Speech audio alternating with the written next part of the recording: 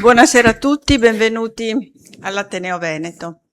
Nei miei quasi 40 anni di magistratura, 6 anni li ho passati facendo il giudice minorile. E tra tutte le varie esperienze giudicanti che ho fatto, è stata quella secondo me più intensa, perché al tribunale per i minorenni vede le cose peggiori del mondo e le cose migliori del mondo.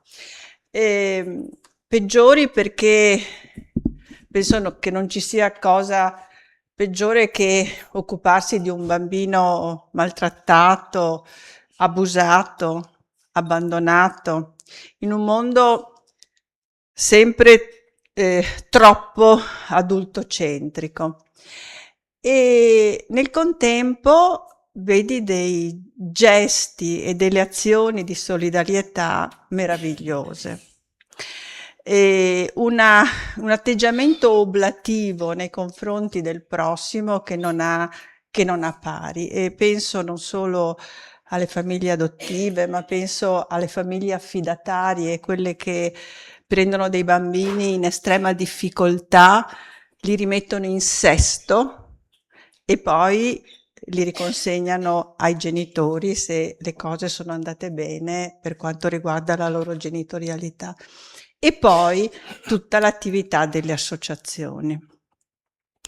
Le istituzioni non andrebbero avanti senza l'attività delle associazioni, le attività di volontariato, attività spesso non remunerate, ma ad attività portate avanti con tanta tenacia, con tanta passione, con tanta competenza e anche con tanta forza, perché alcune associazioni come quella di cui parliamo stasera non solo sono state competenti, non solo hanno fatto con passione, ma sono anche state determinanti per dei mutamenti legislativi che ci sono stati nel nostro Stato.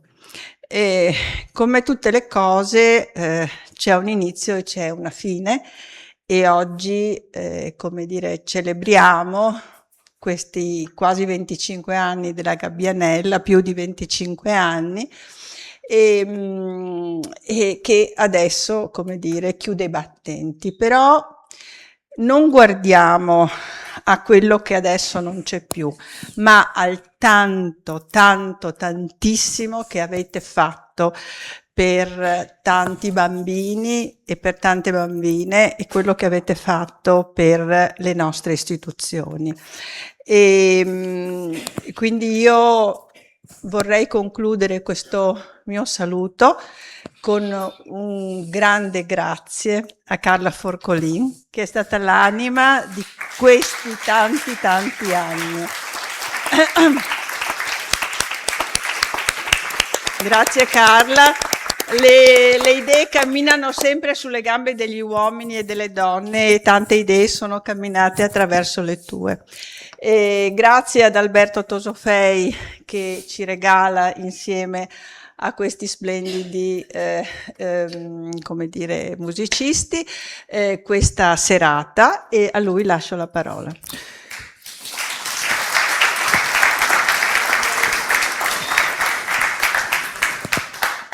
Allora, intanto buonasera a tutte e a tutti. Grazie per essere qui. Questa sera ci congediamo. La Gabbianella prende congedo dopo 25 anni. Zittiti, però. Dopo 25 anni di attività che, come giustamente rilevava la Presidente Magaraggia, sono stati fatti di passione e di tenacia. Ciò che ha fatto la Gabbianella in relazione alle adozioni, all'affido e all'assistenza di bambini figli di carcerate e carcerati, in qualche modo ha fatto giurisprudenza, cioè le persone che qui da Venezia hanno lottato, hanno accudito, si sono prese appunto cura con passione e amore di altre persone, sono servite anche a nutrire una lotta legislativa che fino all'anno scorso ha come dire, prodotto i suoi risultati con alcuni dispositivi che arrivano fino al 2025. Risultati raggiunti, se oggi per esempio anche un o una single può pensare, no, di diventare padre o madre adottivo, lo si deve alla Gabbianella principalmente e alle sue lotte. E quindi siamo qui a testimoniare, no, questa attività, e ci piaceva l'idea di farlo in maniera piacevole attraverso i racconti di alcuni dei bambini, quindi in qualche modo con un racconto in prima persona, no, dei protagonisti di questo 25ennio. A me spetterà come dire, il dirigere il traffico. In realtà il grosso del lavoro lo farà Ilaria Pasqualetto con la sua bellissima voce, per cui sarà lei a interpretare le letture.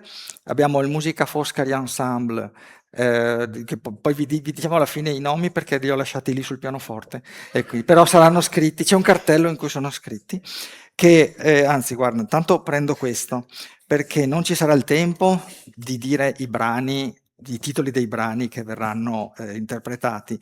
Avete appena ascoltato Mo' Better Blues, e nel corso della prossima ora, forse meno, in cui staremo assieme, ascolterete anche A Child is Born, Half Nelson, Le cose che piacciono a me, La Ninna Nanna di Brahms, Bamsha Swing e God Bless the Child. E poi, come annunciato da programma, alla fine un'altra sorpresa musicale, ma di quella parleremo dopo.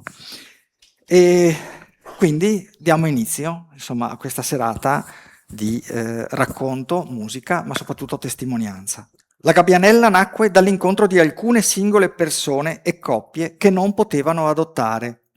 Perché? Perché non avevano i requisiti di legge per poterlo fare. Tra questi requisiti era ed è fondamentale il matrimonio. Il secondo requisito è determinato dall'età dei coniugi.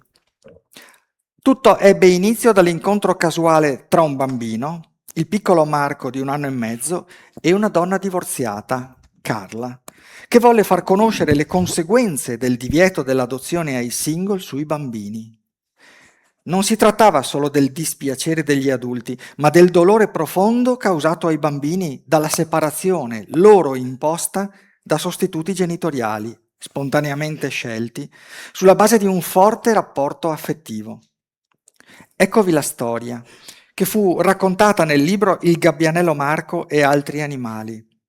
Il volume fu regalato ai membri del Senato nel 2000 ed ebbe il risultato di ottenere, nella riforma dell'anno successivo, la legge 149, che la differenza di età tra adottanti e adottati divenisse di 45 anni e che l'adozione nei casi particolari, dove erano compresi i non sposati, si arricchisse di un nuovo comma.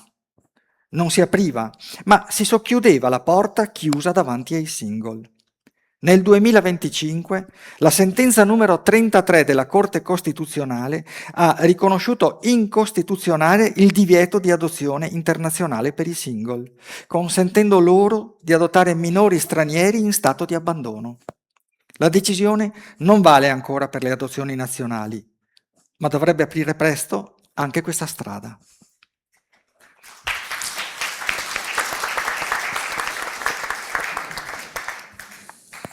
Incontrai Marco quando lui aveva circa 1 anno e mezzo, solo perché avevo sostituito un'amica che si era impegnata in un progetto dell'Auser dal titolo Nonne per scelta.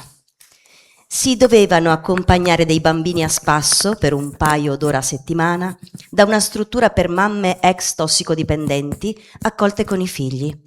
Così si sarebbe data loro la possibilità di occuparsi un po' di se stesse, studiando o facendo altre cose. Aspettavo seduta che mi venisse assegnato un bambino o una bambina da conoscere e accompagnare, quando un piccolo, già capace di camminare, a cui avevo solo fatto un sorriso, mi scelse e mi mise le sue scarpe in grembo, intimandomi: «Tatai!». Fu divertente stare insieme già fin dalla prima volta. A me Marco era simpaticissimo e a lui piacevo io. Io ne apprezzavo l'intelligenza, la vivacità e la voglia di imparare 1000 cose. Lui mi sentiva complice nell'impresa di scoprire il mondo. Così tornai e decisi di occuparmi solo di lui. Ci spostavamo per Venezia secondo percorsi che gli piacevano, utilizzando i mezzi della CTV. Ben presto cominciò a fare il marinaio e a gettare la corda. Portavo sempre con me un cordino da montagna e la gettava su improvvisate bitte, strillando «Pama!», cioè Piazzale Roma, o «Tenove!», cioè Fondamenta 9. Le zampe rovesciate delle sedie, se si giocava all'interno, andavano benissimo per legare la corda. Poi, quando avevamo un pomeriggio intero a disposizione, andavamo al maneggio del Lido, perché il bambino era attratto dai cavalli che aveva visto in un filmato. Alto come un soldo di cacio, Marco guardava affascinato e intimorito i cavalli che sporgevano collo e testa dai loro recinti. Lo presi in braccio e mi avvicinai, ma solo un po', a ciascun animale. Mentre ce ne stavamo un po' timorosi a debita distanza, arrivò un uomo addetto alla cura dei cavalli e ne strigliò uno, poi lo ferrò. Anche altre persone munite di stivali stavano rientrando dalle passeggiate e prima di riportare i cavalli nei loro box li lavavano con la pompa, li asciugavano e li strigliavano. Un cavallo defecò e solo allora Marco ritrovò la parola «Cacca!». Da allora Marco cominciò a chiedermi puntualmente di tornare al maneggio e quando il tempo lo permetteva lo accontentavo. Alla nostra seconda visita vidi una signora che accompagnava un vecchio pony in passeggiata. Il cavallino attirò subito le simpatie di Marco e io le chiesi se fosse possibile far montare per qualche minuto il bambino sull'animale. Quel cavallo, che si chiamava Billy Boy, aveva portato sulla groppa generazioni di bambini, ma mai così piccoli. Chiesi a Marco se volesse montare su Billy Boy ed egli mi rispose con un cenno affermativo della testa. Infatti, quando fu issato sulla sua groppa, ci rimase, aggrappandosi alla sella, e quando ebbe acquisito un po' più di familiarità con l'animale, la signora gli insegnò a usare le briglie per guidarlo. Quella sera, al ritorno, il bambino era davvero felice e cominciò da allora a parlare di Boy come di un suo grande amico. Tutti gli antichi giochi con i cavalli riprendevano vigore, arricchiti dalla nuova esperienza. Ora i cavalli a dondolo, o le persone messe a 4 zampe, venivano lavati, strigliati, sfamati e naturalmente facevano montagne di cacca. Arrivò la bella stagione e con me Marco scoprì anche il mare. Io però avevo una casa in Val di Fiemme e mi allontanai da Venezia per un paio di settimane. Tornai in agosto proprio per rivederlo e subito mi recai a casa Felicita. I bambini giocavano tutti nel giardinetto. Marco era in altalena, dove io gli avevo insegnato a dondolarsi da solo. Benché i suoi piedi distassero da terra circa mezzo metro, non appena mi vide, si buttò giù dall'altalena per venirmi incontro, mi abbracciò stretta stretta, nascondendo la testina nell'incavo tra la mia spalla e il collo. Sentivo il suo affetto, ma anche che non c'era gioia in lui. Quasi parlando a me stessa gli chiesi: «Cosa c'è, Marco?» Poi uscimmo e il bambino volle quasi sempre rimanere in braccio. Era serio e molto meno vivace del solito. Mi pareva impossibile che un intervallo un po' più lungo tra un nostro incontro e l'altro lo avesse così toccato. Quando rientrai nella comunità e gli dissi a una bambina che stava in giardino: «Ora porto Marco dalla sua mamma», lei mi rispose: «Sua mamma è andata via perché lui è stato cattivo». Allora capii. Con Marco in braccio e il cuore gonfio di pena, cercai un'educatrice e le consegnai il piccino. Le dissi che sarei tornata presto e lo dissi anche a lui. Cominciò così una nuova fase nel nostro rapporto. Io lo avevo chiesto in affidamento e me lo avrebbero lasciato se non lo avessero chiesto anche i nonni, che quasi non lo conoscevano, ma ne avevano più diritto di me. Però il bambino venne presto dichiarato adottabile perché la mamma pensò che l'adozione fosse stato il male minore per lui. Così io cercai di stargli vicina affinché non fosse stato adottato. Era l'unico bimbo solo in una comunità per madri e figli. Poi mi fu concesso di vederlo 3 volte a settimana per andare a prenderlo all'asilo nido, ma potevo stare con lui solo un pomeriggio intero. Ricordo, era il mercoledì. «Tu, mamma!» mi disse Marco un giorno mentre mi stavo preparando per uscire e lui giocava a fare il cavallo sul mio tappettino da yoga. Mi si rizzarono le antenne, ma con voce tranquilla dal bagno gli chiesi: «Di chi?» «Di voi!» fu l'immediata risposta. «Va bene», dissi accettando il gioco. «E io papà!» Rimasi davvero stupita, poi sorrisi da sola pensando al buon Sigmund Freud e a questo anomalo triangolo edipico. Al nostro successivo incontro però le cose cambiarono. «Tu, mamma!» «Di chi?» «Di voi!» «Va bene!» «Io voi! Mamma!» Nascondendo la mia commozione, feci un nitrito e cominciai a raccontare storie di cavallini che avevano perso la mamma e che trovavano protezione e coccole in coppie di cavalli adulti forti e belli. Un giorno, in vaporetto, gli dissi: «Anche tu avrai una bella mamma e un forte papà e forse andrai a vivere dove ci sono le automobili che ti piacciono tanto». Arricciando il nasino mi rispose serio: «No, mamma, papà, io te».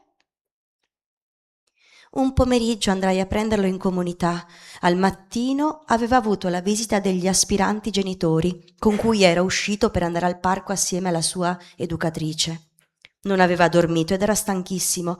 Prese sonno nel passeggino. Mi allontanai poco dall'istituto, quel tanto che bastava per trovare un bar tranquillo dove mi potessi sedere aspettando il suo risveglio. Quasi tutto il tempo a nostra disposizione se ne andò nel sonno. Così, quando dissi a Marco che si doveva rientrare, lui si arrabbiò e si ribellò con forza. Voleva scendere dal passeggino dove lo avevo sistemato contro la sua volontà. Lo presi in braccio, ma cominciò a urlare: «Là! Là!», indicando la direzione opposta a quella dell'istituto. Era disperato. Cercò perfino di picchiarmi. Piangeva e strepitava così forte che i passanti mi guardavano stupiti. Quando mancava poco al ponte, al di là del quale è collocata Casa Felicita, parlai a Marco come se fosse stato un adulto e gli dissi: «Smettila, tesoro, io non posso tenerti con me. Quando ti riaccompagno sono triste come te, ma non posso fare niente di diverso. Oggi hai dormito e non ti sei accorto che il tempo passava. È già l'ora della pappa, ti prego, non piangere più. Fammi un piccolo sorriso, dai».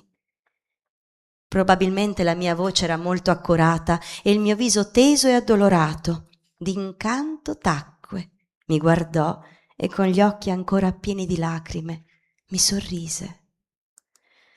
Ci vedemmo ancora 2 volte, una al maneggio e una in istituto.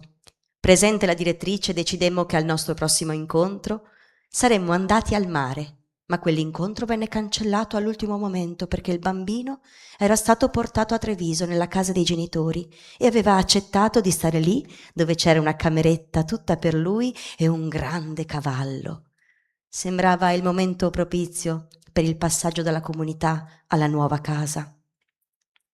La direttrice, informandomi in merito, mi disse che se proprio ci avessi tenuto avrebbero riportato Marco a Venezia. Naturalmente rinunciai, ma chiesi di parlare al telefono con la madre adottiva. La direttrice ci pensò un po' e infine, in modo molto sofferto, mi negò il colloquio telefonico perché la mamma adottiva era fragile. Per mesi non ebbi nessuna notizia di Marco, poi lo portarono a Venezia per salutarmi. Ci ritrovammo subito perché quando gli dissi che non avevo potuto andare da lui, mi credette. Proposi ai genitori di andare qualche volta a trovarli, ma il padre mi disse: «Lei non conosce la parola addio?» Gli risposi che non c'era la necessità di un addio, ma quello era stato il consiglio che lui aveva ricevuto dalle assistenti sociali e vi si sarebbe attenuto. Evidentemente non gli dispiaceva. Feci un'ultima carezza al bambino e non lo rividi mai più.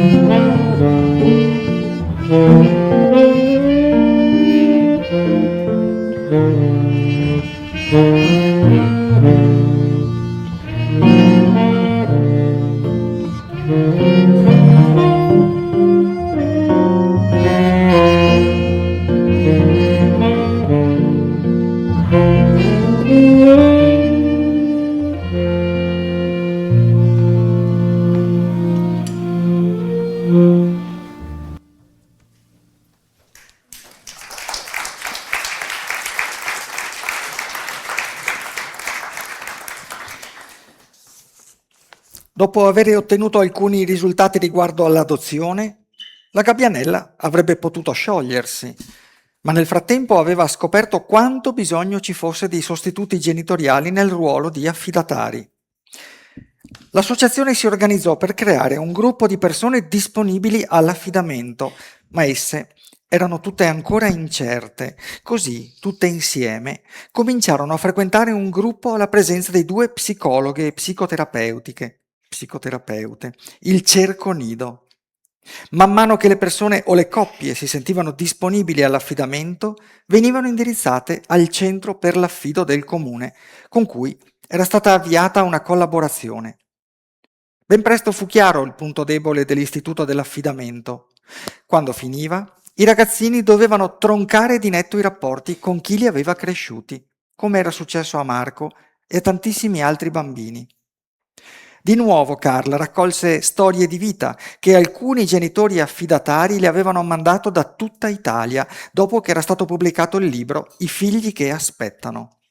Scrisse così: «Io non posso proteggerti».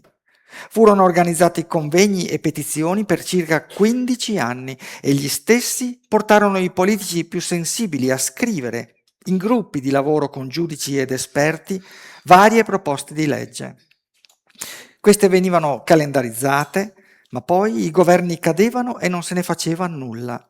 Bisognava cominciare da capo perché il partito trasversale di chi temeva che una riforma dell'affidamento potesse far adottare il single era forte. Finché nel 2015 una senatrice convinta e brava, Francesca Puglisi, che era sempre stata in contatto con l'associazione, riuscì a portare in votazione la legge 173, così intitolata, circa il diritto del minore alla continuità degli affetti. E la legge passò in Parlamento, all'unanimità, a esclusione di un voto. Tra le storie che furono raccolte in quel tempo per convincere il Parlamento ci fu questa, letta durante un convegno in Senato da Pamela Villoresi, mentre Cassandra si trovava tra il pubblico in assoluto anonimato. Mi chiamo Cassandra e ho sempre portato con orgoglio il mio nome, anche se so che è quello di una profetessa di sventure. Lo considero un regalo ricevuto da mia madre. Mamma mi mise al mondo mentre era ammalata di AIDS e io nacqui sieropositiva. Mio padre, al momento della mia nascita, era in prigione per spaccio di droga. Mamma viveva con me, ma mi lasciava sola, anche appena nata, tanto che una vicina, forse sentendomi piangere e conoscendo la situazione dei miei, la denunciò. Le assistenti sociali mi portarono via a soli 4 mesi, chiedendo ad una signora, Ada, che lavorava in una comunità, a fianco di un sacerdote, Don Pio, di prendersi cura di me. Forse avrebbe potuto farmi andare subito in adozione, ma nessuno mi voleva, perché ero sieropositiva. E questo handicap, tanti anni fa, era ancora più pesante di oggi. In quel periodo nella comunità eravamo solo io, un'altra bambina e Ada. Eravamo in realtà un piccolo gruppo di persone che costituivano un'anomala famiglia e con loro stavo bene, perché erano dolci e affettuose. Don Pio, il fondatore della casa d'accoglienza, viveva poco distante. Passai lì i primi 2 anni di vita. Poi nella nostra comunità venne inserita anche mia madre, che era riuscita a convincere un giudice ad affidarmi a lei, qualora fosse entrata in comunità. Don Pio offrì prima a mia madre e poi anche a mio padre, che aveva finito di scontare la prigione, un appartamento indipendente nel suo centro e io vissi con loro, pur rimanendo vicino ad Ada. In quegli anni provai tutta la serie delle sofferenze che subiscono i bambini in famiglie incapaci di accudirli. Vedevo i miei genitori litigare, nessuno si prendeva cura di me, avevo fame, freddo, sonno, paura. E ogni tanto i miei genitori non mi volevano proprio e allora mi portavano da Ada. Con lei mi riprendevo e non avrei mai voluto rientrare da loro. Ricordo che quando mi riaccompagnavano a casa mia, io speravo sempre che la luce fosse spenta per essere riportata da Ada. Rimasi con i miei genitori 3 anni, poi mamma si ammalò pesantemente ed io, anche se formalmente ero affidata a lei, vivevo con Ada. Per 2 anni mamma entrò e uscì dall'ospedale finché vi rimase costantemente, poi vi morì. Mia madre morì di AIDS mentre io mi ero negativizzata. Potevo vivere la mia vita normalmente, anche se temevo sempre che sarei morta come lei. Per un altro anno vissi tranquilla con Ada e Caterina, la bambina che lei nel frattempo aveva adottato con un'adozione speciale, quella dei casi particolari. Poi le assistenti sociali tornarono e mi dissero che non avrei potuto rimanere con loro. Dovevo andare in adozione. Ma perché Caterina poteva rimanere con Ada e io no? Forse perché lei aveva un caratteraccio e nessuno la voleva, mentre io allora ero timida e dolce. Forse perché la decisione fu presa da giudici diversi, non so. Se fossi rimasta sieropositiva, forse mi avrebbero lasciato crescere in pace, ma ormai ero normale. Mi obbligarono ad andare in un istituto dove dovevo ripulirmi dagli affetti. Dissero proprio così, ripulirmi dagli affetti. Come se gli affetti che ti aiutano a crescere fossero roba sporca. Se gli affetti non li hanno decretati coloro che hanno il potere su di te, non vanno bene. Se sono nati nel corso della tua vita come piante spontanee, vanno recisi, costi quel che costi, tanto chi paga sono le persone come me. Mi lasciarono 1 anno e 3 mesi in istituto e per i primi 3 mesi non potei nemmeno vedere o sentire al telefono Ada. Tutti sapevano che la rimpiangevo e un'educatrice un giorno mi disse: «Devi dimenticarti di Ada, tanto non la rivedrai mai più. O accetti l'adozione o resti in istituto fino a 18 anni». E io scelsi l'adozione per fuggire di lì. Quando conobbi i miei genitori adottivi avevo già 9 anni. Agli inizi con loro stavo bene e da loro appresi tante cose. Ma quando diventai più grande entrammo in conflitto. Già 1 anno dopo l'inizio dell'adozione chiesi al giudice di tornare a casa, cioè nel luogo dove ero cresciuta. Lui capì e mi avrebbe permesso di riallacciare almeno un rapporto con i miei vecchi familiari. Ma la mia nuova famiglia a questo rapporto si oppose strenuamente. Proprio per controllare se io avessi rapporti con Ada, mi veniva impedito qualsiasi incontro privato. Crebbi senza un'amica. Con l'adolescenza cominciai a entrare in conflitto con mia madre adottiva per motivi banali. Non potevo fare nulla finché non avevo finito i compiti e soprattutto non potevo telefonare senza che i miei ascoltassero le conversazioni. Non avevo nessuna privacy. Verso la 3ª media cominciai ad avere crisi isteriche e avevo una nostalgia terribile di Ada. Un giorno in cui, perché ammalata, mi trovavo sola in casa, infransi il tacito divieto che pesava su di me e le telefonai. Il suo numero mi era ben noto. Ada mi chiese dove abitassi e io le diedi l'indirizzo. Parlai anche con Don Pio, che sentendo la mia voce si commosse. Fu così che un giorno mi arrivò una cartolina da Lourdes e i miei genitori adottivi mi chiesero spiegazioni in merito. Dissi la verità.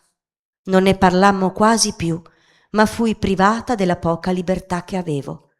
Attorno ai 13 anni trovai un fidanzatino e questo rapporto peggiorò la mia relazione con la famiglia adottiva. Con lui marinavo la scuola e da lui cercavo sempre rifugio. Sua madre mi accoglieva, mi capiva.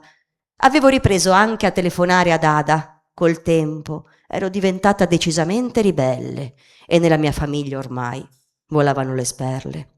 I miei genitori mi picchiavano e io, ormai grande, picchiavo loro. Un giorno avevo quasi 15 anni.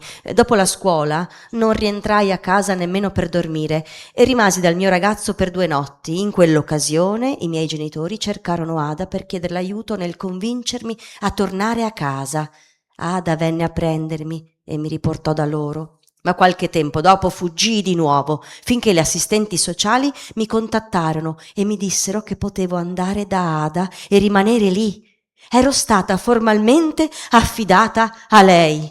Ero felicissima, era ciò che avevo sempre desiderato. Vivevo dove avevo scelto di vivere. Anche il rapporto con la mamma adottiva migliorò da allora. Ancora oggi, che sono adulta e ho dei figli, è Ada il mio principale riferimento affettivo e il sostegno della mia vita.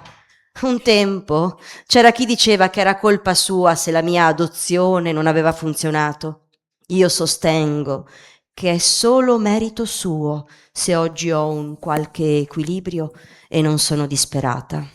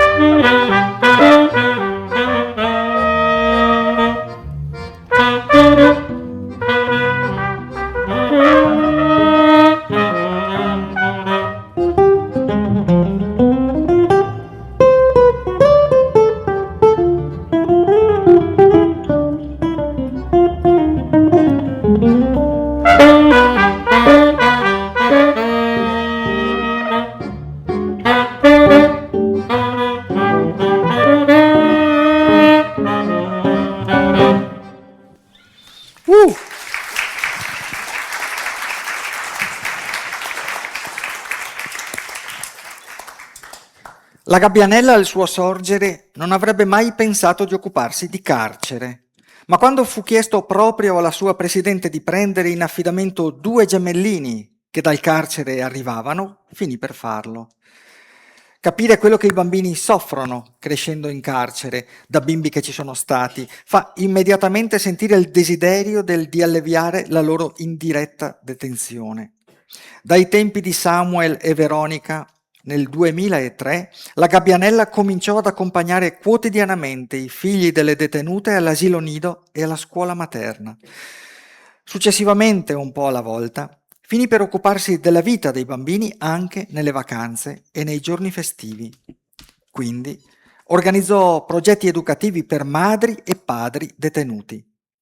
Ma Veronica e Samuel erano anche bambini stranieri, nati in Italia e vissuti a Venezia fino ai 6 anni, che furono portati in Nigeria dalla madre e che, non avendo la cittadinanza italiana, non sono ancora riusciti a tornare nel paese di cui hanno un'infinita nostalgia. Samuel e Veronica, i gemelli nigeriani che mi furono affidati, giunsero a casa mia in una ventosa giornata di fine settembre, al compimento dei fatidici 3 anni, età in cui, a quei tempi, si doveva lasciare la mamma se lei non aveva finito di scontare la pena. Erano stati preparati al passaggio dalla mamma a me e mi conoscevano come conoscevano già la mia casa. Erano belli, intelligenti, vivacissimi. Si adattarono subito alla nuova situazione e mi accettarono con affetto. Ma il primo periodo fu per me difficilissimo. Non avevo avuto modo di organizzarmi per riceverli, non avevo quasi nulla che servisse loro, dai vestiti ai giocattoli, e dovevo anche avere libere alcune ore serali per lavorare, quindi dovevo trovare una babysitter. Era autunno e i bambini si ammalarono subito. Non avevano il permesso di soggiorno e quindi non avevano diritto ad una piena assistenza sanitaria. Per ottenere la gratuità alla mensa della scuola ci voleva un incartamento talmente oneroso da chiedere l'aiuto del commercialista. La scuola materna, che in teoria era aperta fino alle 17, di fatto non era agibile fino a quell'ora, perché non permetteva ai piccoli scolari di dormire lì e i bambini si stancavano troppo. Quindi nel pomeriggio li tenevo a casa. Inoltre i bambini, abituati a dormire con la mamma, volevano dormire con me e mi toglievano il sonno. A volte credevo che non avrei avuto l'energia necessaria per sostenere tale fatica. Quando riuscii a convincerli a dormire da soli, tutto migliorò. Andavano alla scuola materna volentieri e volentieri seguivano me dovunque li portassi. Erano interessati a tutto ed imparavano ogni cosa facilmente. A casa spesso giocavano con le chiavi, aprendo e chiudendo le porte, cosa che in carcere non si può fare. E ogni scena che rappresentava una forma di sopraffazione di alcuni su altri li faceva soffrire. Immagini della crocefissione, a cui io non prestavo attenzione e viste magari su un mosaico della facciata della chiesa di Piazza San Marco, suscitavano 1000 domande a cui cercavo di rispondere come mi era possibile. Si interrogavano sul mondo e sugli uomini con l'intelligenza e lo stupore dei 3 anni. E io facevo vedere loro la nostra bella città, li portavo al mare, in campeggio e in bicicletta. Andavamo in montagna d'estate e sulla neve d'inverno, e la neve piaceva moltissimo a entrambi. Veronica diceva che era piena di brillantini e Samuel non aveva nessun tipo di paura sulle piste. All'Alpe di Siusi vinsero una piccola gara di sci di fine corso contro i bambini del luogo, primo e secondo posto, loro nigeriani contro gli altoatesini. Io pensai assurdamente a Jesse Owens, l'atleta nero che aveva vinto le Olimpiadi di Berlino nel 1936. Una volta la bambina, colpita dalla bellezza di Piazza San Marco, mi disse: «Noi eravamo là, poi sei arrivata tu e adesso tutto questo». E fece un gesto eloquente con la manina per indicare la vastità e la bellezza della piazza e poi mi abbracciò. Alla fine dell'affidamento sapevano nuotare, sciare, andare in bicicletta, ascoltare letture per un lungo tempo, sapevano disegnare. Mamma Elsa una volta mi disse preoccupata: «Usano parole che io non conosco, mi rimproverano se butto una carta per terra e anche se mangio con le mani. Ma da noi si mangia con le mani. Si troveranno male in Nigeria». E fu proprio così. Furono portati nel paese della madre a 6 anni a conoscere il papà e poi sarebbero dovuti tornare, ma non tornarono più. Lui voleva i suoi figli, anche se durante la carcerazione della moglie ne aveva avuti degli altri, da un'altra moglie, come si usa in molti paesi. Elsa non sopportava la situazione, ritornò, ma senza i bambini che lasciò al padre. Quando lo seppi, andai a cercarli tra 1000 difficoltà e riuscii anche a farmi accogliere da lui. Vennero a prendermi in aeroporto e non li riconobbi. Avevo salutato l'anno prima 2 bambini robusti, allegri. Ora mi trovo davanti 2 scheletrini con la testa rasata, di una magrezza spaventosa, con il volto incavato, la pelle opaca, lo sguardo basso, spento, le spalle curve, incapaci di guardarmi.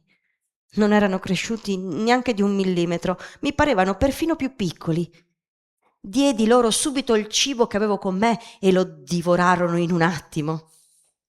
Riuscimmo, sia pure a fatica, a riprendere il nostro rapporto e quando il padre non c'era, tornarono un po' alla volta ad essere i bambini che avevo conosciuto.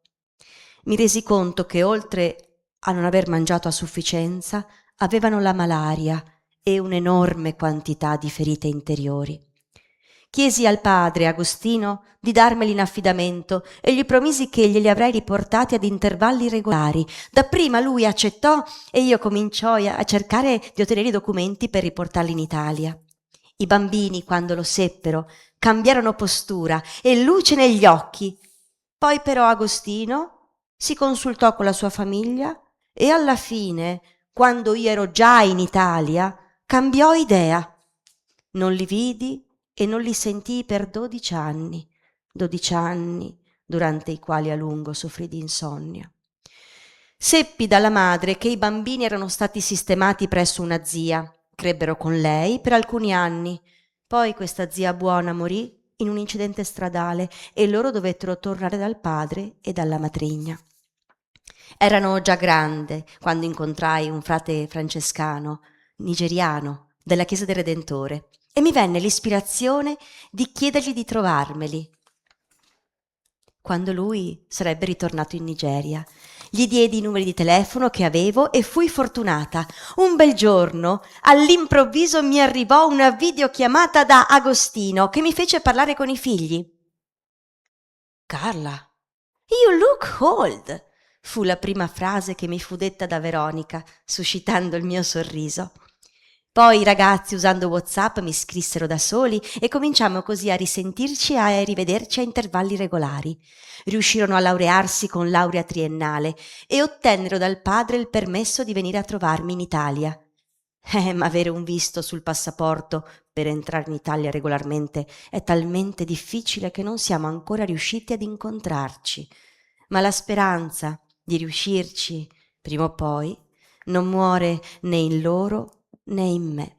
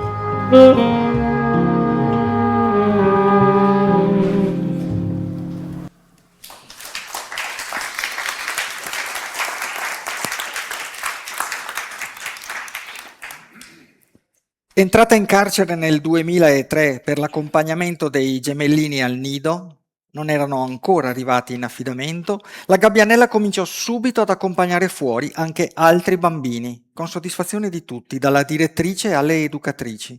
Nei giorni feriali si andava regolarmente a scuola, nei festivi a divertirsi. Il servizio di accompagnamento scolastico le era stato chiesto dal comune, che pagava le accompagnatrici, che venivano trovate e formate dall'associazione. Con il comune agli inizi vigeva un semplice accordo, poi nel 2009 fu finalmente sottoscritto un protocollo di intesa. Ma nel 2011 il protocollo non fu rinnovato, il comune non aveva soldi da spendere per mandare all'asilo nido e alla scuola materna i figli delle detenute. La Gabbianella decise che i bambini non dovevano comunque rimanere reclusi e cominciò a fare autofinanziamento a tale scopo. Ma il suo carico di lavoro aumentò enormemente. Gli accompagnatori andavano pagati, avevano un impegno fisso 2 volte al giorno. Erano invece volontari coloro che portavano a spasso i bambini solo di domenica, 1 volta a settimana. Per dare ai bambini la gioia di andare dal carcere alla spiaggia, per allargare i loro orizzonti e portarli al mare, l'associazione chiese al centro servizi volontariato un finanziamento per pagare l'affitto di una capanna al Lido. Alcuni anni dopo, il comune cominciò a dare la capanna gratis, estate dopo estate. La spiaggia ai bambini faceva benissimo, crescevano di statura e miglioravano la qualità dell'umore e il linguaggio. In effetti, stavano per 3 giorni a settimana in un ambiente ben diverso dal carcere.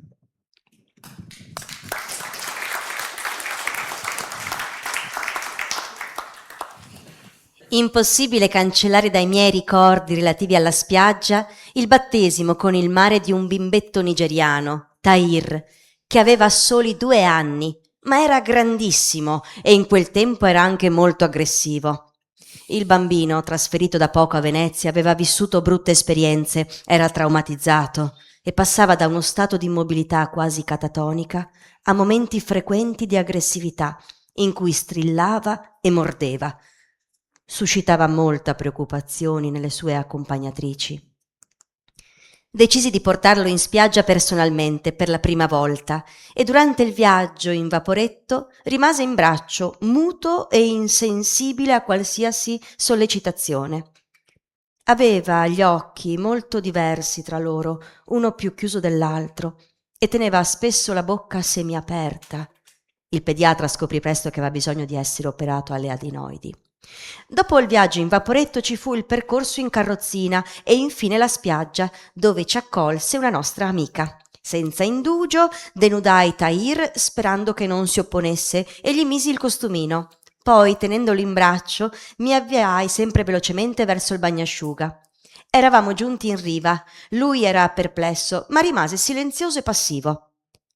Lo guardai intensamente, cercando di capire che cosa gli stesse passando per la testa. Ma non capivo. Rassicurandolo, gli dissi che saremmo entrati nel mare, ma non sapevo se capisse l'italiano. Entrammo insieme. Lui sempre in braccio a me e gli feci toccare l'acqua un po' alla volta, cominciando dai piedini. Non dava segnali di paura e allora giunsi dove l'acqua poteva sostenerne il peso e cominciai a saltare con lui quando arrivavano le onde, che così facendo non ci sommergevano, però ci spruzzavano. A questo punto lui cominciò a ridere, e io mi sciolsi con lui in una risata liberatoria. Poi gli feci appoggiare i piedini sul fondo dove l'acqua era bassa e saltammo insieme. Finalmente si divertiva e reagiva agli stimoli che gli arrivavano.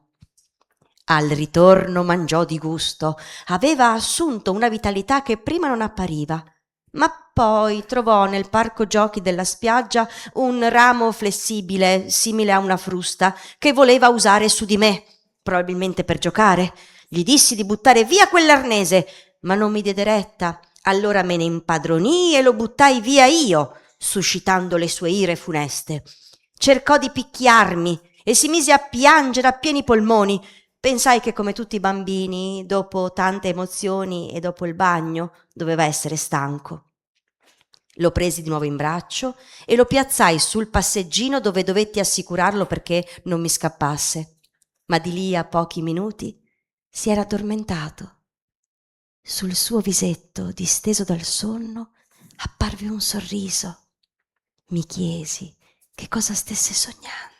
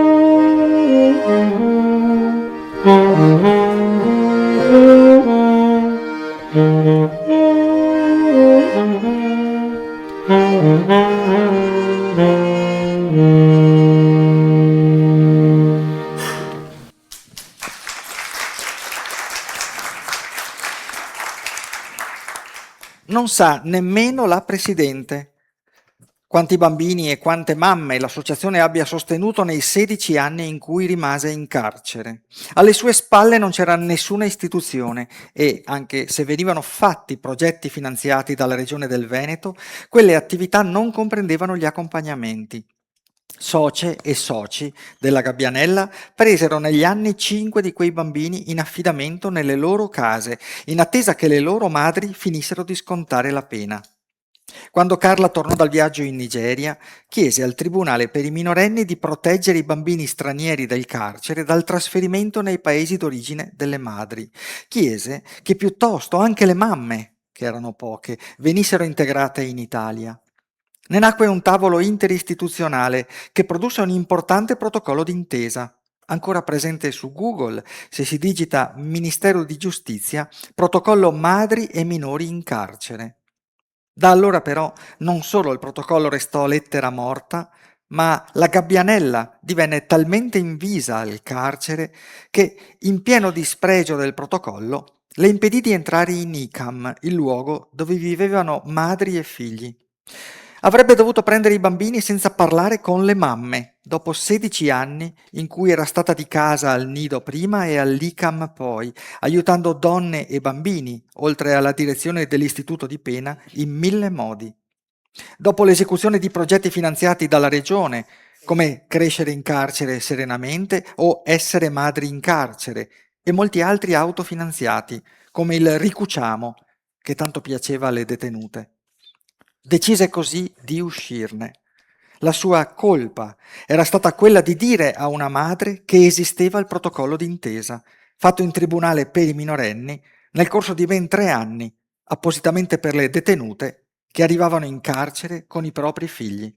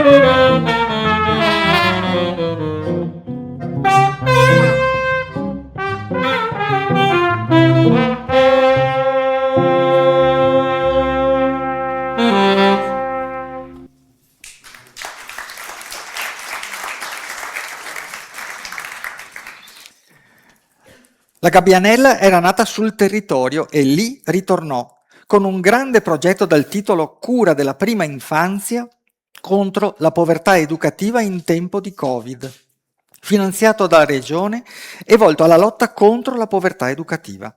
L'idea era quella di accompagnare alla scuola materna i bambini che senza un aiuto alla famiglia non ci sarebbero andati mai, rimanendo invece chiusi in casa come succedeva ai figli delle detenute. Subito dal comune ci arrivarono richieste e segnalazioni di bambini e famiglie straniere che avevano particolarmente bisogno di aiuto. Di fatto, la Gabbianella si spostò da Venezia a Marghera perché oramai le persone da aiutare stavano prevalentemente lì, ma un caso importante rimaneva veneziano, quello di un bambino delle medie che non voleva più andare a scuola perché non voleva staccarsi dal padre. Tra tutte le situazioni da noi seguite, una da sola prese un enorme lavoro a tutti noi. Si trattava di un ragazzino, che chiameremo Joe, che si rifiutava di andare a scuola, in quanto non voleva staccarsi mai dal padre, a casa dal lavoro per via del Covid. Padre e madre si erano separati da poco perché la mamma aveva trovato un nuovo amore e il bambino non glielo perdonava. Egli da una parte non voleva stare con la madre, dall'altra era ossessionato dalla paura che il padre lo abbandonasse. Non lo lasciava stare solo nemmeno per il tempo di fumare una sigaretta. Era successo che il papà un giorno non era andato a prenderlo all'uscita da scuola e aveva lasciato che al suo posto andasse la ex moglie, che il bambino rifiutava. Dopo questo tradimento, Joe si rifiutò di andare a scuola. Suo padre, che ci conosceva, venne a chiedere alla Gabbianella di preparare il figlio affinché sostenesse l'esame a fine anno come privatista, per poter essere successivamente reinserito nella sua classe. La sede della Gabbianella divenne anche aula scolastica, dalle 9 alle 13, tutti i giorni feriali. Qui lavorava la stagista, che avevamo allora, un ragazzo che rientrava in uno dei progetti con un contratto, un volontario e la presidente, che era stata un'insegnante. I problemi di ansia che tormentavano il bambino vennero affrontati con una brava psicoterapeuta infantile, mentre anche il padre aveva trovato sostegno psicologico con un'altra professionista, nostra amica, dai tempi del cerconido. Insomma, una sinergia di forze simile ad un consiglio di classe. Ogni insegnante aveva la sua materia e il suo programma. E con annesso sostegno psicologico e gioco del calcio, dove tra gli insegnanti avevamo un giocatore professionista e al bambino giocare con lui piaceva molto. Joe però sembrava del tutto refrattario ad ogni forma di apprendimento scolastico, benché apprezzasse le cose che via via andava scoprendo anche nell'ambito della cultura generale e benché gli piacesse anche leggere. Diceva che da grande avrebbe voluto fare il cuoco. E allora, avvicinandosi l'esame, gli feci cucinare delle polpette a casa mia. Doveva considerare il peso della carne macinata e il costo della stessa, leggere e applicare la ricetta e cose simili. In altre parole, fare piccoli calcoli e capire un testo, sia pure quello che è della ricetta, per metterlo poi in pratica. Lo fece volentieri e all'esame parlò di questo, facendo una bella figura. Ma la grande scommessa all'esame consisteva nel presentarsi da solo alla commissione esaminatrice e nessuno sapeva se ce l'avrebbe fatta a staccarsi dal padre, che fino a quel momento aveva avuto la pazienza enorme di lasciarlo vivere in simbiosi con lui. Fu accompagnato alla scuola da 2 dei suoi amici insegnanti e naturalmente anche dal padre. Poi un messaggino arrivò in sede. È salito! Poi un altro messaggio. È andato bene! Ci furono successive telefonate, incontri, buoni propositi per il futuro. Joe nell'anno scolastico successivo tornò nella sua vecchia classe e riprese a vivere con la madre. Trascorreva i fine settimana con il padre, sempre amatissimo, ma ora in maniera meno patologica.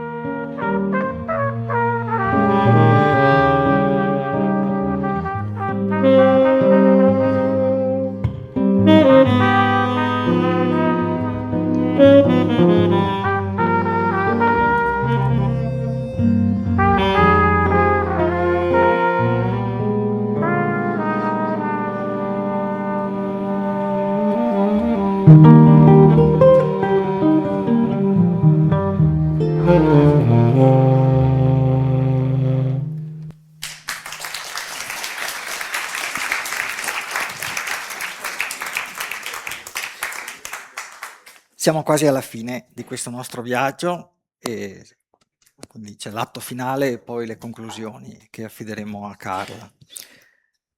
Il rapporto tra la Gabbianella e gli autori di qualche reato non doveva ancora finire.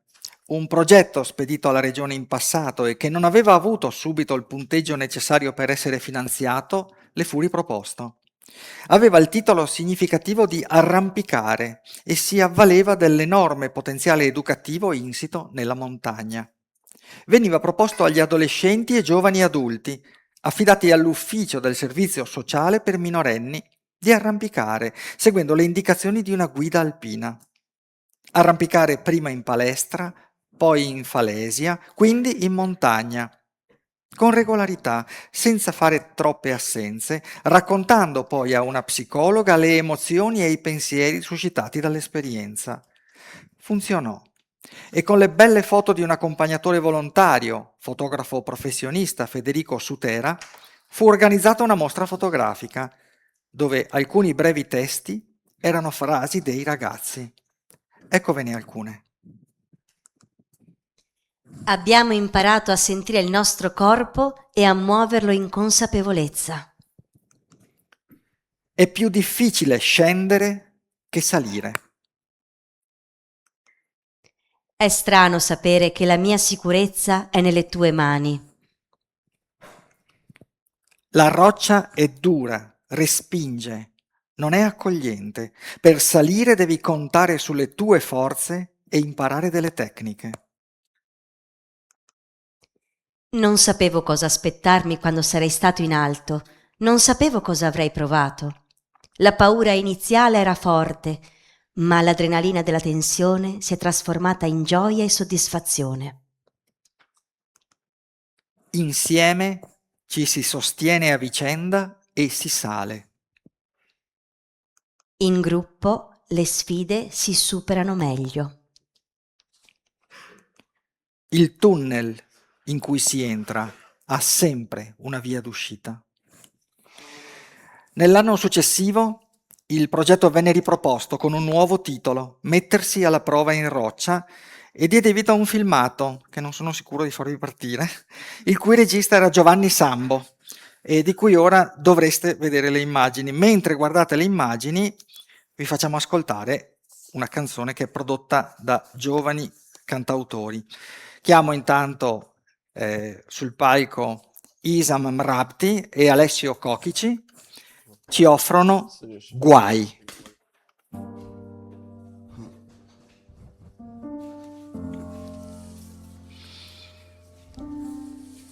Okay. Ok. Baby, perché chiedi di me? Vieni, ti aspetterò da te. Soldi io non li ho avuti mai, ai, ai, ai. Baby, sono sempre nei guai, ai, ai, ai. Baby, perché chiedi di me? Di me. Vieni, ti aspetterò da te. Da te. Soldi io non li ho avuti mai, ai, ai, ai. Baby, sono sempre nei guai, ai, ai, ai. Baby, dimmi ora che pensi. Lo so che non mi credi, anche se tu lo vorresti. Sola in mezzo ai marciapiedi, il sole qua non batte, ho la luna sotto i piedi. Mamma in mezzo ai miei processi, anche se sai non parlo, sai che ci capiamo a gesti. Vedi che sono sempre lo stesso, aprimi quella cella che il mio cuore è in arresto. Baby, perché chiedi di me? Vieni, ti aspetterò da te. Soldi io non li ho avuti mai, ai, ai, ai. Baby, sono sempre nei guai, ai, ai. Baby, perché chiedi Di me? Vieni, ti aspetterò da te. Soldi io non li ho avuti mai, ai, ai. Baby, sono sempre nei guai, ai, ai. L'amore sai che non fa per me. soldi in tasca, Qualche qualche giorno giorno resto in piazza con i miei. sola. Sai che torno da te. In testa mi gira un flashback, esco notte tutta black. Soldi in tasca, solo il business. Se volevo andare avanti, non tornare più indietro. No, no, no, troppe chiamate perse al cielo. Quante volte pretendevo, ho ricevuto la mano. Ah, Baby, perché chiedi di me? di me, Vieni, ti aspetterò da te. da te. Soldi io non li ho avuti mai, ai, ai. E Baby, sono sempre nei guai, ai, ai. ai, baby, Perché chiedi di me? Vieni, ti aspetterò da te. Soldi io non li ho avuti mai, ai, ai. Baby, sono sempre nei guai, ai, ai. Baby, perché chiedi di me? di me, Vieni, ti aspetterò da te. da te. Soldi io non li ho avuti mai, ai, ai, ai. Baby, sono sempre nei guai, ai, ai. ai, Baby, perché chiedi di me? Ah. Vieni, ti aspetterò da te. Grazie mille. Grazie mille. Grazie.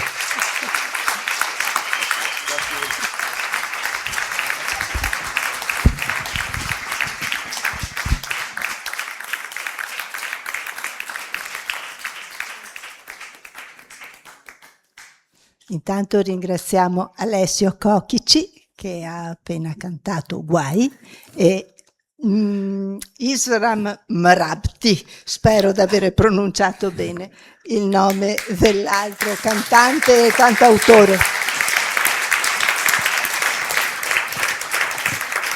Ecco. Io mi ero preparato il discorsetto, ma non resisto alla tentazione di parlarvi così a braccia. Intanto vi ringrazio per essere qui, ringrazio il pubblico perché il pubblico è composto fondamentalmente da amici. Credo che si debba sapere che per tenere in piedi un'associazione sono necessari i contributi di tantissime persone. E anche se è vero che io l'ho fondata, è vero che negli ultimi anni l'ha guidata Anna Sacerdoti, che è qui presente in sala. Vuoi venire qui con me, Anna?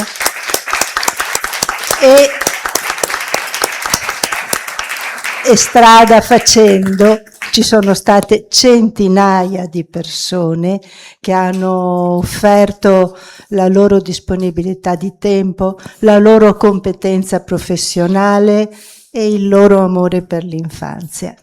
È il momento, non è possibile ricordarle tutte, ma veramente sono state tante, dagli psicologi psicoterapeuti che hanno guidato i nostri gruppi, ai fotografi, ecco, alle guide alpine, eccetera, eccetera.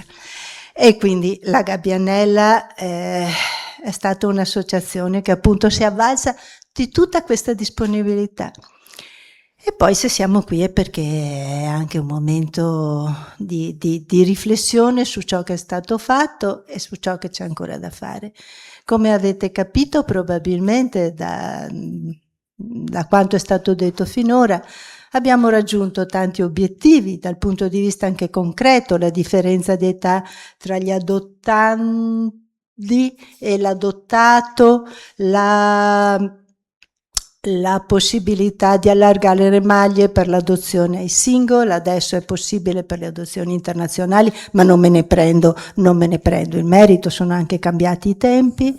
E soprattutto di quello sì, la Gabbianella ha il merito, la legge 173 circa il diritto del minore alla continuità degli affetti, cioè il fatto che non è più non è più prassi normale che si tolgano i bambini in affidamento e li si mettano in adozione così, d'emblée, tagliando i rapporti che i bambini si erano costruiti nel corso di anni in cui erano stati con determinati sostituti genitoriali. Questa è una cosa molto importante, molto bella, che ancora non è attuata sistematicamente. E perché sia attuata sistematicamente c'è ancora bisogno di modificare un po' la legge e fare in modo che gli affidatari possano diventare parte processuale. Però la legge 173 ha avuto i suoi riflessi anche per quanto riguarda l'adozione e adesso si permette ai bambini, grazie che vengono adottati, di mantenere qualche rapporto positivo con alcuni membri della famiglia d'origine. Per esempio un vecchio nonno, una zia che non sono in grado di tenerli, ma che possono mantenere un rapporto con loro. Quindi di nuovo continuità degli affetti e questo è dovuto ad una sentenza della Corte Costituzionale. Questo potrebbe fare in modo che bambini che non hanno una famiglia e crescono in qualche struttura invece ce l'abbiano, perché prima non si poteva, perché avevano qualcuno con la famiglia d'origine che li teneva. Adesso invece questa sentenza lo permette. E quindi, ad averne davvero voglia, si potrebbe andare a vedere bambino per bambino, struttura per struttura, che cosa gli impedisce di tornare a casa propria, magari con un sostegno ai genitori, oppure di essere posto in adozione o in affidamento. Perché, e questa è la nota stonata dopo tante belle note che abbiamo sentito, i minori italiani in struttura sono oggi più di 33.300. Quando la Gabbianella ha cominciato erano 25.000, adesso sono cresciuti pur nel calo demografico, quindi questo è un brutto segnale e bisogna rilanciare l'adozione e l'affidamento nella realtà, non solo nei grandi principi. Quindi, come vedete, c'è ancora moltissimo da fare, e naturalmente, anche se la Gabbianella si scioglierà, le persone che nella Gabbianella hanno lavorato continueranno a darsi da fare in questa direzione. Vorrei che Anna vi salutasse anche lei un momento. Un saluto da parte.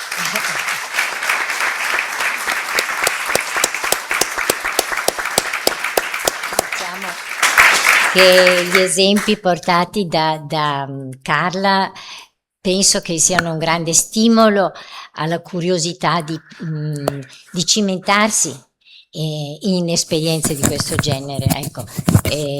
Direi che proprio il valore di trasmettere la gioia, anche le difficoltà, ma insomma l'utilità e le soddisfazioni, insomma, di questi rapporti con bambini che aspettano solo, diciamo, sono come un seme nel deserto, che basta una goccia perché tiri fuori le radici, basta una goccia, istantaneo, ecco.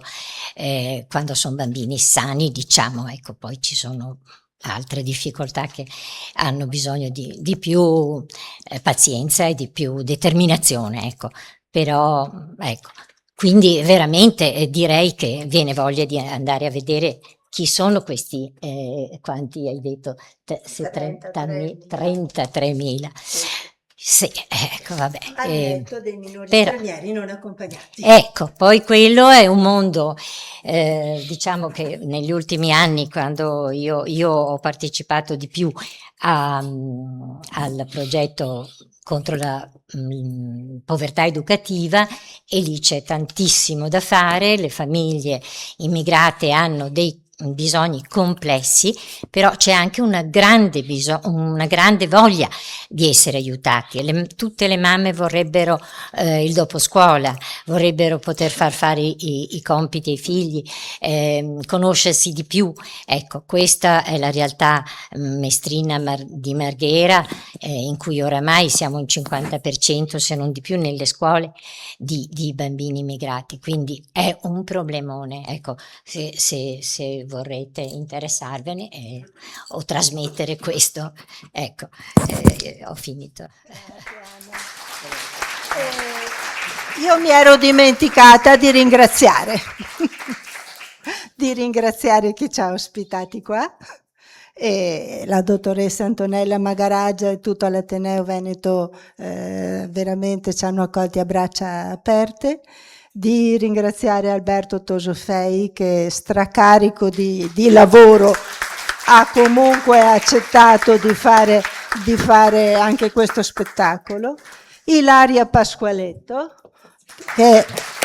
la cui professionalità credo abbiate verificato questa sera, grazie Ilaria, Daniele Goldoni e tutta la musica Foscari Ensemble con i vari musicisti, anche qui la cui abilità avrete senz'altro potuto verificare questa sera, e i cui nomi io adesso cerco, Guarda, perché non me li ricordo più. Dilli tu, Daniele. Guarda, li abbiamo anche in alto, però sì. Ofer Gazit, contrabbasso, Marco Cammozzo, Parla al microfono, se no non si sente. Marco Cammozzo, fisarmonica, Enzo Gardenghi, sassofono, Nicola Cristante, chitarra.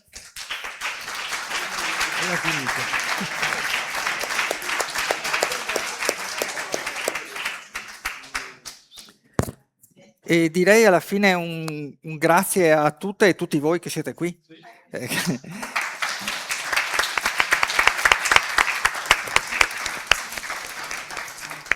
Una buona serata.